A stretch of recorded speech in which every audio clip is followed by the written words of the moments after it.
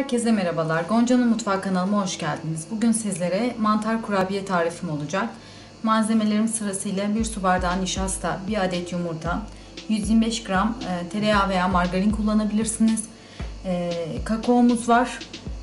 1 su bardağından 1 parmak eksik pudra şekeri, 1 paket vanilya, 1 paket kabartma tozu. Alabildiği kadar un kullanacağım. Miktarını zaten kontrollü ekleyeceğim için sizlere videomda yazacağım. Yapacak, deneyecek olan herkese şimdiden afiyet olsun. Kanalıma abone olmayı unutmayın lütfen. Sağlıkla kalın, esenlikle kalın.